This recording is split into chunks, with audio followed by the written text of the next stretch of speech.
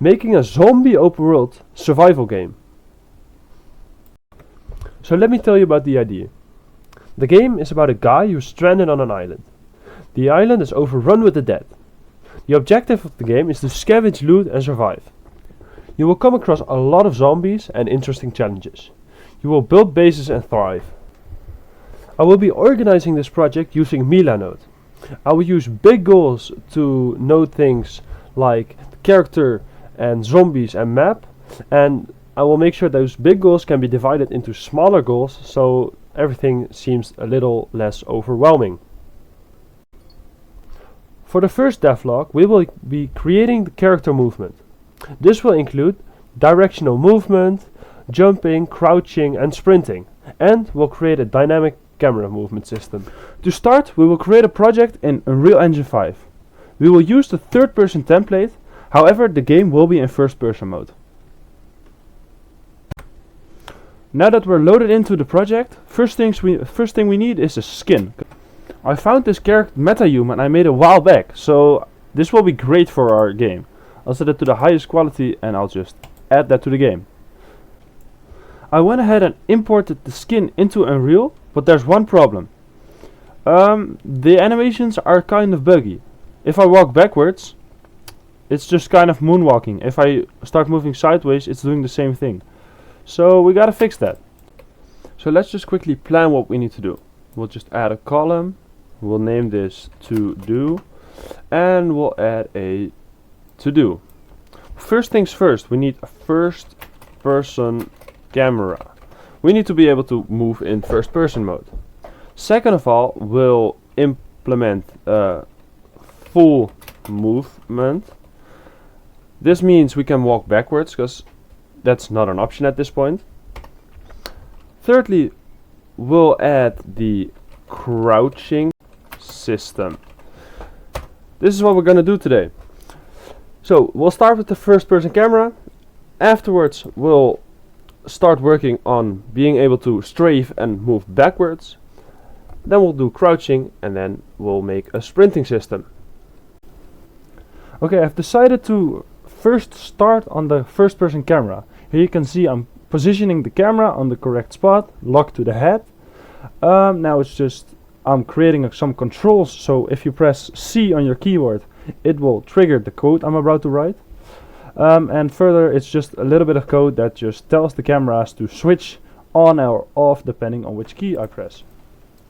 The first person camera system is now fully working. As you can see, I can walk around. If I'm walking, the camera is bobbing up and down. That gives a realistic element to the character. If I press C, I can switch to third person mode. I don't know if we will be using it, but you know, we can do it.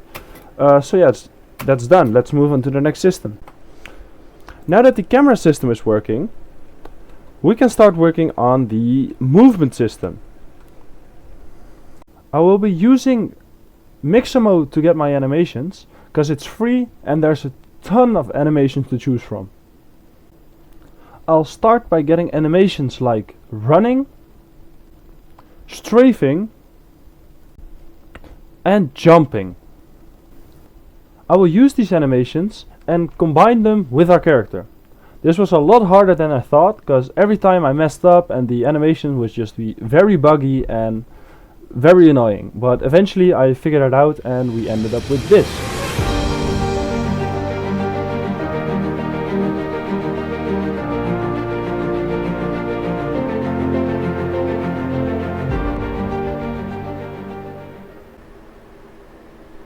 After the creation of the movement system, I started working on the crouching system.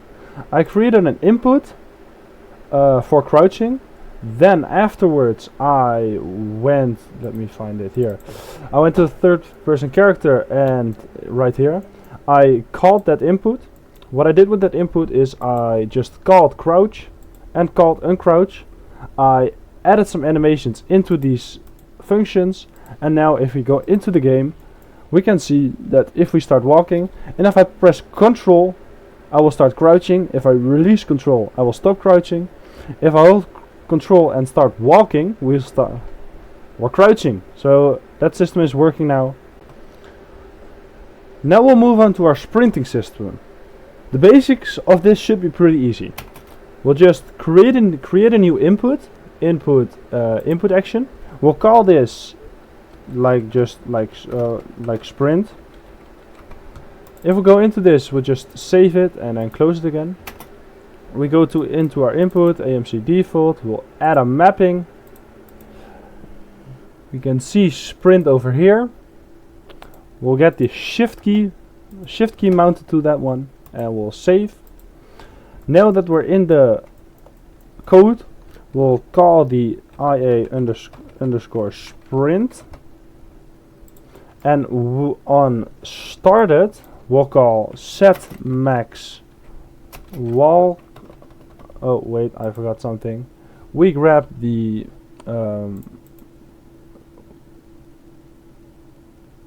we got the character movement. Out of this we do set max walk speed. We'll duplicate this. Thank you.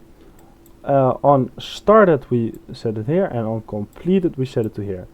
We'll set the max walk speed to 600, and we set it over here to 300, just like that.